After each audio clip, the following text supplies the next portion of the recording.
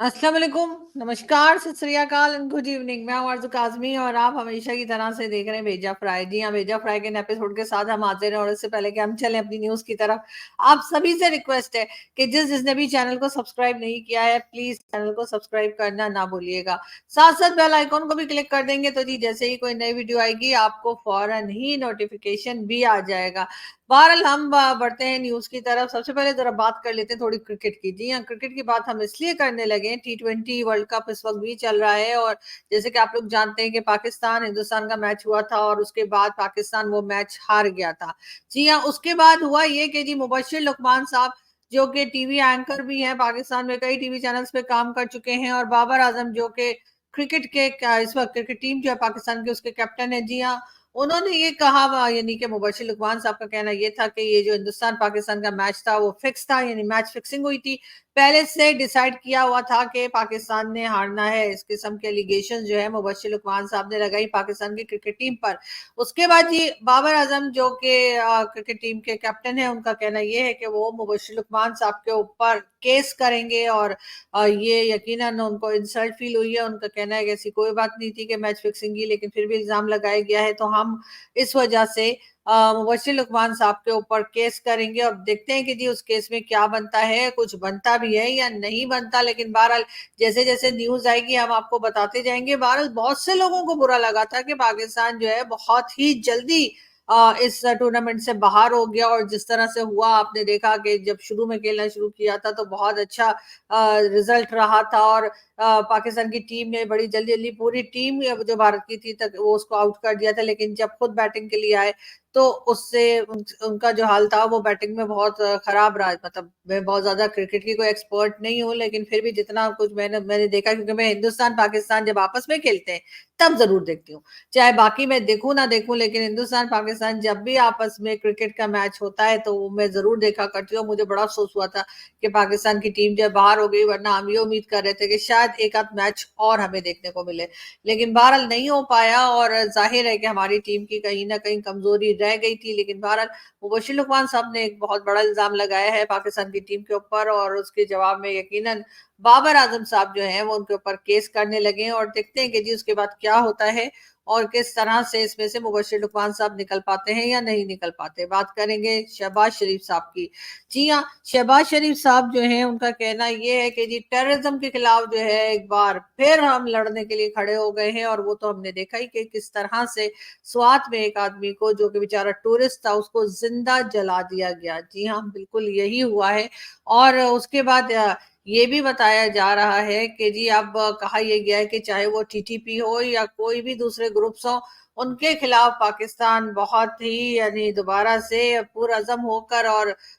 उनका मुकाबला करने के लिए एक बार फिर जैसे पहले आपको कई बार पता है कि इसी किस्म के कई ऑपरेशन लॉन्च किए गए, रद्दुल फसाद और इसी किस्म के, तो एक और है जी अज़्म इस्तेहकाम। जी हाँ, अब जो नया लॉन्च किया गया है प्रोग्राम या नया जो लॉन्च किया गया है कि जी अब टेररिस्ट को जो है वो पकड़ने के लिए, उनको ख़त्म करने के लिए एक बार फिर जो है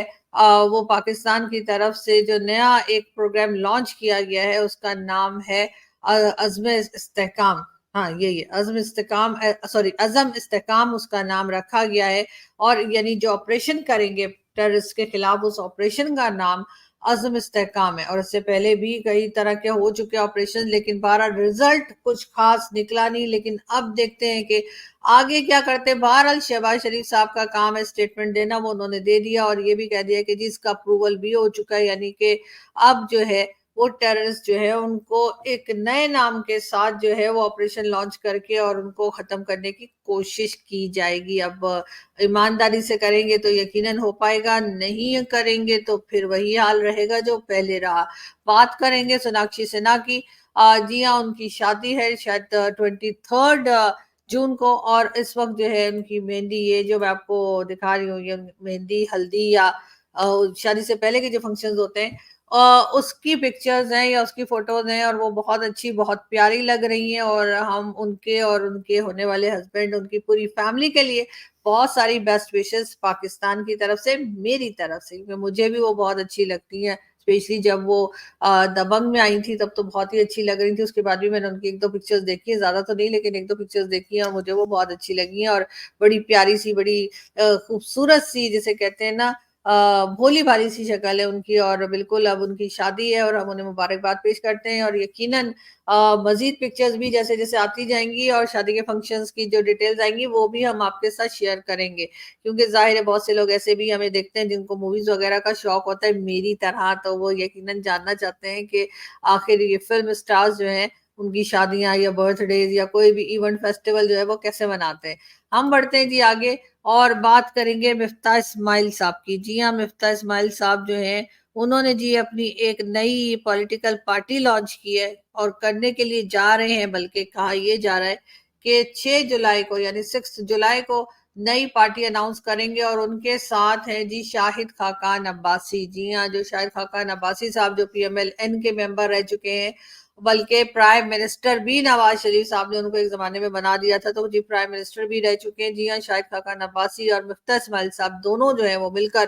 कोई नई पॉलिटिकल पार्टी जो है उसको लॉन्च करने लगे हैं और यकीनन इसका मतलब ये है कि पीएमएलएन के पास से मेंबर्स कम हो जाएँगे और ये दोनों जो है इससे पहले पीएमएलएन के साथ रहे हैं, लेकिन अब ये अपनी एक अलग पॉलिटिकल पार्टी बना रहे हैं। खैर इतनी पॉलिटिकल पार्टीज़ हर दूसरे दिन अनाउंस होती चली जा रही हैं, लेकिन बहरहाल पाकिस्तान के हालात जो हैं वो सही होते हुए दिखाई नहीं दे रहे। लेकिन अब इनकी पार्टी कौन बनवा रहा है, कौन सपोर्ट कर रहा है और कौन-कौन से दूसरे पॉलिटिशियंस ऐसे हैं जो इनकी पार्टी में आएँगे या आते चले जाएँगे, वो भी ज़ाहिर है सबकी नज़रें उसी पर हैं कि और कितनी पार्टीज़ जो हैं, चाहे वो पीपल्स पार्टी हो, चाहे पीएमएल-एन हो, चाहे पीटीआई हो, कहाँ-कहाँ से शाहिद खाकान अब्बासी साहब लोगों को जमा करेंगे अपनी पार्टी में लाने के लिए, यकीनन ये सभी लोग इस बात का इंतज़ार कर रहे हैं। बात करेंगे हम एक बार फिर भारत की। जी हाँ, भारत की बात किए बगैर ज़ाहिर है भेजा फ्राई कैसे कंप्लीट हो सकता है और उसकी वजह ये भी है कि हमें भारत के साथ बड़ा लगाव है। हमारी आप जानते हैं बॉर्डर तो ख़ैर मिले ही हुए हैं, लेकिन एक ही ज़बान, एक ही तरह के लोग, तो ज़ाहिर है कि वहाँ पे बहुत कुछ होता रहता है और बहुत एक्टिव रहते हैं प्राइम मिनिस्टर नरेंद्र मोदी। तो जी, ये बिल्कुल मैंने आपको जो पिक्चर दिखाई नरेंद्र मोदी और उनके साथ बांग्लादेश की प्राइम मिनिस्टर हैं। जी हाँ, भारत ने जो है वो बांग्लादेश के लिए ई वीज़ा जो है वो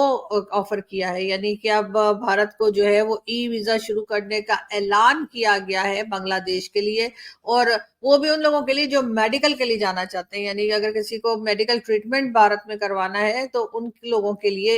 ई वीज़ा यानी इंटरनेट के ज़रिए ही वो वीज़ा अप्लाई कर पाएँगे और इंटरनेट के ज़रिए ही उनका वीज़ा जो है उन तक पहुँच भी जाएगा। एक बहुत बड़ा स्टेप है, बहुत इम्पोर्टेंट स्टेप है जो यकीनन भारत ले रहा है बांग्लादेश के लिए, बांग्लादेश के उन लोगों के लिए जिन्हें किसी भी किस्म का कोई मेडिकल प्रॉब्लम हो और उसके बाद वो जाना चाहें भारत अपने ट्रीटमेंट के लिए, तो ये एक बहुत अच्छी बात है, बहुत अच्छा स्टेप है। यकीनन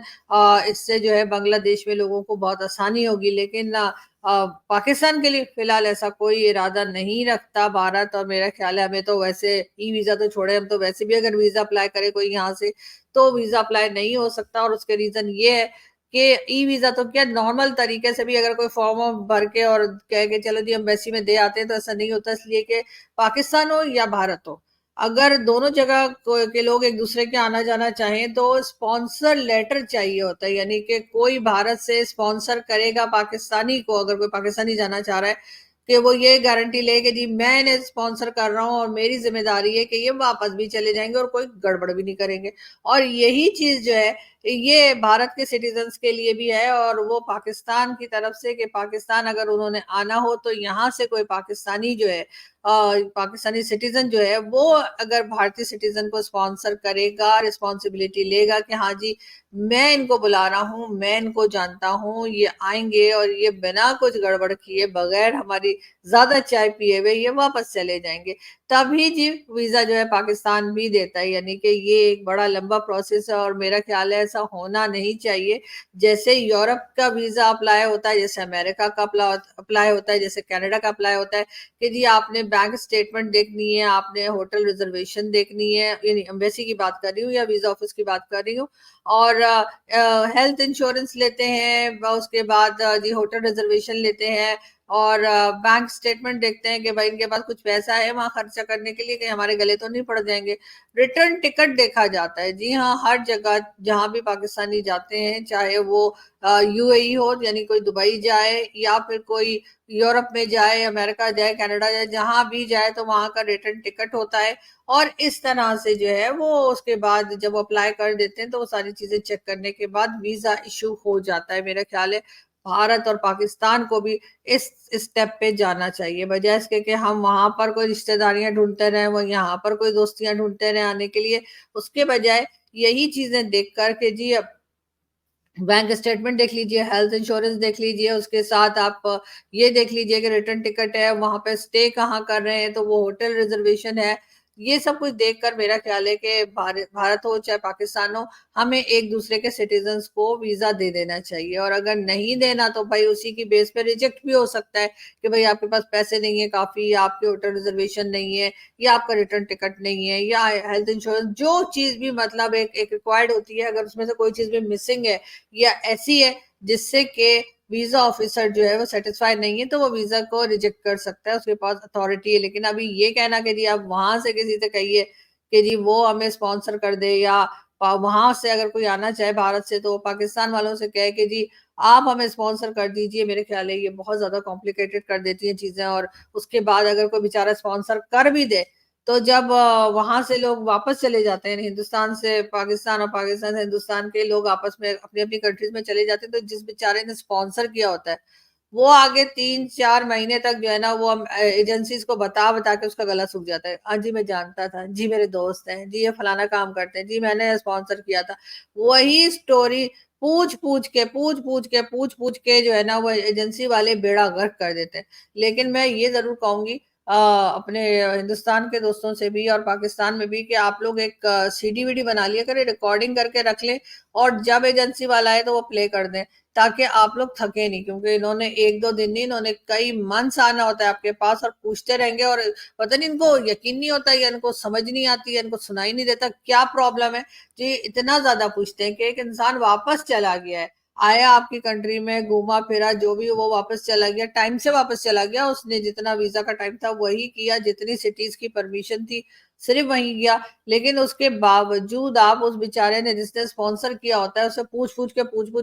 के उसका बेड़ा गर्क कर देते हैं। तो इसलिए मैं कह रही हूँ कि ये जो एक तरीका है दोनों कंट्रीज में वीजा का, वो थोड़ा सा सोचना चाहिए, वो थोड़ा सा मेरा ख्याल है उसको एक बार फिर चेक करना चाहिए, एक बार एक सेकंड थॉट देनी चाहिए कि जी हम इसको, जैसे बाकी नॉर्मल कंट्रीज होती हैं, वैसे मैं मानती हूँ हम लोग नॉर्मल कंट्रीज नहीं, हम एबनॉर्मल कंट्रीज हैं, लेकिन जो नॉर्मल कंट्रीज का जो प्रोसेस होता है या प्रोसीजर होता है, उसी तरह से इन दोनों कंट्रीज में भी वीजा प्रोसीजर कर दीजिए। इसलिए कि लोग तो आना जाना चाहते हैं, अब उसके बाद लोग बेचारे ढूंढते रहते हैं कि जी हम किसको बोलें कि कोई हमें स्पॉन्सर कर दे। और जो स्पॉन्सर करते हैं वो बेचारे स्पॉन्सर कर तो देते हैं, लेकिन उसके बाद डरते कांपते रहते हैं कि पता नहीं ये पाकिस्तानी क्या कर देगा, कर जाएगा भी क्या नहीं जाएगा, कहीं फटफुट तो नहीं जाएगा। और दूसरी तरफ हिंदुस्तान से कोई आ जाए तब भी वो पाकिस्तानी डरते रहते हैं कि पता नहीं ये इंडियन जो है वो कब वापस जाएगा, कहीं कोई और मसला तो नहीं हो जाएगा, कोई और इशू तो नहीं हमारे लिए खड़ा हो जाएगा। कुछ और नहीं होता, यकीनन बहुत शरीफ लोग होते हैं जो इधर से उधर और उधर से इधर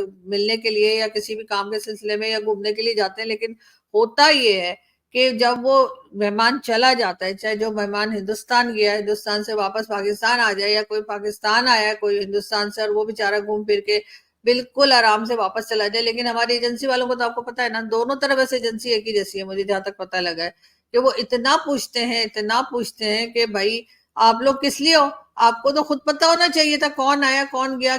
क्यों गया और कब चला गया। मतलब बंदा 1 वीक पूछ लेता है, 2 वीक पूछ लेता है, 3 वीक्स पूछ लेता है। तब आप लोग इतने खाली बैठे होते हैं कि आप महीनों पूछते रहते हैं, हाँ जी ये कौन था, हाँ जी आपने क्यों स्पॉन्सर किया था, हाँ जी क्या हो गया। इसलिए मैं तो कान पकड़ती हूँ भाई, जब तक ये हालात सही नहीं हो जाते, ऐसा नहीं हो जाता कि एक प्रॉपर तरीके से नॉर्मल कंट्रीज की तरह ही अगर वीजा अप्लाई हो सकेगा, मेरे ख्याल है तभी एक दूसरे की कंट्री में जाना चाहिए, बजाय इसके कि हम किसी को बोले कि यार हमें स्पॉन्सर कर दो और उसके बाद वो बेचारा जो है ना खज्जली होता रहे के वापस जाने के बाद, मेहमान के वापस जाने के बाद वो जो खुशी होती है दोस्तों से मिलने की, यार मुझसे पाकिस्तान से कोई दोस्त मिलने आया है, या मुझसे हिंदुस्तान से कोई मेरा दोस्त मुझसे मिलने के लिए आया है, या अपने काम के सिलसिले में आया है, लेकिन हमसे भी मिल लेगा, चलो आ ही गया तो हमसे भी मुलाकात हो जाएगी। वो खुशी जो होती है ना, वो आप लोग बिल्कुल एजेंसी वाले जो है ना उसको खाक में मिला देते हैं, इसलिए कि बाद में इतना तंग किया जाता है पूछ-पूछ के कि वो जो एक दोस्त से मिलने की या एक किसी भी मेहमान से मिलने की खुशी होती है, वो खत्म हो जाती है। ख़ैर बहरहाल मुझे ये चीज़ बिल्कुल पसंद नहीं, इसलिए मैं बार-बार बता रही हूँ कि ऐसा नहीं होना चाहिए। बहरहाल हम बढ़ते हैं आगे। बात करेंगे हम बजट की। जी हाँ, बजट जो है उसके ऊपर कई तरह की बातें की जा रही थी। ये भी कहा जा रहा था कि पीपल्स पार्टी जो है वो बजट के लिए तैयार नहीं है, यानी बजट को एक्सेप्ट करने के लिए तैयार नहीं है, उसका बायकॉट करेगी। लेकिन अब जी बिलावल भुट्टो ज़रदारी ने मुलाकात की है प्राइम मिनिस्टर शहबाज शरीफ साहब से, और उसके बाद कहा ये गया है कि जी पीपल्स पार्टी ने जो है ये फैसला किया है कि अब वो बजट का जो है बायकॉट का फैसला वापस ले लेंगे। जी हाँ, जो बॉयकॉट करने जा रहे थे बजट का पीपल्स पार्टी वाले, और सब यही कह रहे हैं कि अभी तो गवर्नमेंट बनी है और अभी ही इन लोगों में जो है यूनिटी नहीं है, अभी से लड़ रहे। तो जी वो चीज़ जो है वो उन्होंने वापस ले ली है, और कहा है पीपल्स पार्टी की तरफ से ये कहा गया है कि जी अब हम लोग नहीं लड़ेंगे, अब हम बजट को एक्सेप्ट करेंगे, और इस वजह से मेरा ख्याल है कि शहबाज शरीफ साहब जो हैं वो थोड़ा-सा सुकून का साँस ले लेंगे। शहबाज शरीफ साहब भी अजीब-अजीब स्टेटमेंट्स देते रहते हैं, और उनका ये भी कहना है कि जी हम सोशल मीडिया को मज़ीद कंट्रोल करेंगे, यानी पहले ही सोशल मीडिया नहीं चल रहा है, वीपीएन के बगैर एक्स या ट्विटर जो है वो ना ओपन होता है, ना हम देख सकते हैं, ना पढ़ सकते हैं, ना कुछ कर सकते हैं। लेकिन फिर भी शहबाज शरीफ साहब का ये कहना है कि हम उसे मज़ीद कंट्रोल करेंगे। अब मज़ीद कंट्रोल से उनका क्या मतलब है सोशल मीडिया को, वो मालूम नहीं, लेकिन बहरहाल इस पे लोग काफ़ी अपसेट हैं, और लोगों का कहना ये है कि जी खुद तो आप अपनी ट्वीट्स पे ट्वीट्स लगाते रहते हैं, और हमें आप कह रहे हैं कि आप मज़ीद कंट्रोल करेंगे और उस सोशल मीडिया को आप फ्रीली इस्तेमाल नहीं करने देंगे अपने लोगों को। यानी हम लोग इस वक़्त जो है मेरा ख़्याल है पत्थर के ज़माने में, जो पत्थरों के स्टोन एज जो होती थी ना, हम उसमें वापस जाने की कोशिश कर रहे हैं पाकिस्तान वाले। अब देखें कब तक पहुँच पाएँगे, लेकिन उम्मीद है कि जल्द ही पहुँच जाएँगे, क्योंकि जिस स्पीड से पाकिस्तान में लोगों को रोका जा रहा है, जिस स्पीड से बात नहीं करने दी जा रही और डराया-धमकाया जा रहा है, लेटर्स लोगों को भेजे जा रहे हैं कि जी ये ज़रा आइए तो ज़रा आइए, हम आपको कॉफ़ी या चाय पिलाते हैं, कि आप जो है वो एंटी पाकिस्तान और एंटी आर्मी, मतलब पता नहीं क्या-क्या। कल भी मैं, बल्कि परसों मैं गई थी एक डिनर पे, और मैंने वहाँ पे दोस्तों को बताया कि बहुत सारे मेरे फ्रेंड्स आए हुए थे वहाँ पर मीडिया के, उनको मैंने बताया इस तरह से लेटर आए, तो कई नए लोग भी थे जिनसे मैं पहले नहीं मिली थी, और उन्होंने मुझे कहा कि वो वीडियो देखते हैं, और बड़ा अच्छा लगा कि चलो पाकिस्तान में भी वीडियो लोग देखने लगे। तो उन्होंने कहा कि हमने तो कुछ ऐसा नहीं देखा कि जिससे उनको फ़ील हुआ कि मैंने कोई एंटी पाकिस्तानी, एंटी आर्मी कोई कंटेंट बना दिया हो। हाँ, वो ये कह रहे थे कि जब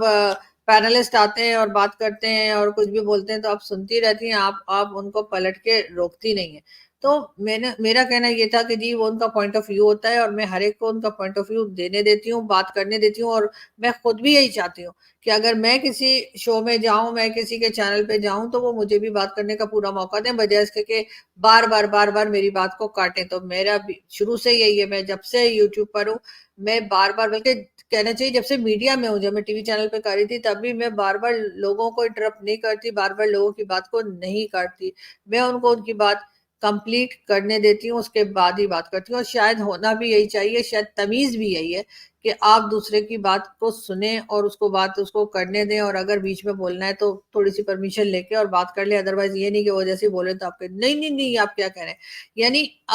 जो मेहमान आता है या जो गेस्ट होता है हमारा, हमें उसका पॉइंट ऑफ व्यू चाहिए होता है, हमें अपना पॉइंट ऑफ व्यू अगर देना होगा तो हम सोलो बना लेंगे, उसके लिए हमें गेस्ट को बुलाने की क्या ज़रूरत है? क्या गेस्ट को बुलाएँ और उसके बाद हम ये चाहें कि गेस्ट वो बात करे जो हम सोचते हैं, गेस्ट वो बोले जो हमें पसंद है। तो ये इंटरव्यू तो ना हुआ, ये तो बात करनी ना हुई, इसलिए कि आप दूसरे को मौका देते हैं कि वो अपनी मर्ज़ी से बात करे, और होना भी यही चाहिए। और अगर आप ये चाहते हैं कि आपने वही बुलवाना है जो जो आप सोचते हैं, जो आप सही समझते हैं, तो मेरे ख्याल है ऐसे लोगों को फिर गेस्ट को नहीं बुलाना चाहिए। फिर खुद ही बोल के खुद ही भाषण दे के चले जाएँ, जैसे सोलो मैं बनाती हूँ, उस वक़्त कोई नहीं होता, मैं ही होती हूँ, मेरा ही भाषण होता है, मेरा ही पॉइंट ऑफ व्यू होता है और मैं कह के निकल लेती हूँ। लेकिन अगर मैं गेस्ट को बुलाती हूँ, तो ऑब्वियसली मैं गेस्ट को सुनूँगी। तो बहरहाल ये भी अच्छा लगा कि कुछ पाकिस्तान के लोग जो हैं वो भी देखने लग गए हैं, लेकिन मेरा ख़्याल है इनके देख लेने की वज़ह से ही लेटर-शेटर आ रहे हैं, लेकिन कोई बात नहीं। बड़े-बड़े देशों में ऐसी छोटी-छोटी बातें होती रहती हैं। मुझे यकीन है कि मैं इस प्रॉब्लम में से भी निकल आऊँगी, जैसे कई दूसरी प्रॉब्लम्स में से मैं निकली हूँ और उसकी रीज़न यही है कि आप सब लोग जो चैनल पर आते हैं, मेरे शोज़ देखते हैं, दुआएँ देते हैं, इतना प्यार करते हैं, उन सब की दुआओं से यकीनन मैं ये सारी प्रॉब्लम्स को भी फेस कर पाऊँगी। आजकल थोड़ा-सा मैं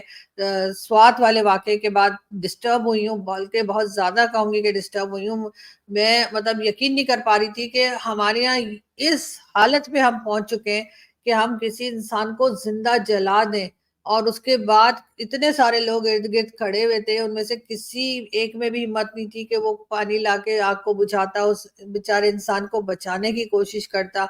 देखकर ही एक तरह का खौफ तो नहीं कहूँगी, खैर खौफ भी हो सकता है, लेकिन एक इतना अफ़सोस मुझे हुआ है कि मैं पिछले 2-3 दिन से आपने देखा होगा कि मैं जैसे भेजा फ्राई बनाया करती थी हँसते, मुस्कुराते, मैं वो कर ही नहीं पा रही। क्योंकि मैं वैसे ही बड़ी सेंसिटिव सी हूँ, मुझे तो ज़रा-सी कोई बात हो जाए तो मैं रोना-पिटना शुरू कर देती हूँ। लेकिन ये कि ये देखकर मुझे बहुत ही बुरा लगा है, बहुत ही शर्म आई है और बहुत ही एम्बैरेसिंग है, पूरी दुनिया देख रही है पाकिस्तान में क्या हो रहा है, लेकिन अफ़सोस की बात ये है कि यहाँ पे रोकने वाला कोई नहीं है। बहरहाल यहाँ से हम चलते हैं, आप लोगों से बहुत ही जल्द फिर मुलाकात होगी। मैं ट्राई कर रही हूँ, बहुत जल्द मैं आपको उसी तरीके से हँसती मुस्कुराती मिलूँगी जैसे पहले होती थी। थोड़ा-सा टाइम चाहिए होगा मुझे उस जिसे कहना चाहिए जो एक अजीब-सी चीज़ मैंने देखी स्वाद की, उसमें से निकलने के लिए और आई विश कि ऐसा कभी किसी के साथ ना हो और ऐसा कभी दोबारा हमें देखने को ना मिले। लेकिन ज़ाहिर है कि बहुत ज़्यादा उम्मीद नहीं है। हमें ऐसे ही लगता है कि अब ये वाक़यात होते रहेंगे और इस किस्म के इंसिडेंट्स जो हैं वो शायद बढ़ते हुए दिखाई दे रहे हैं। यहाँ से मैं चलती हूँ, बहुत जल्द आपसे फिर मुलाकात होगी। अपना बहुत सारा ख़्याल रखिएगा, हँसते रहिए, मुस्कुराते रहिए और हमें दुआओं में याद रखें। Thank you.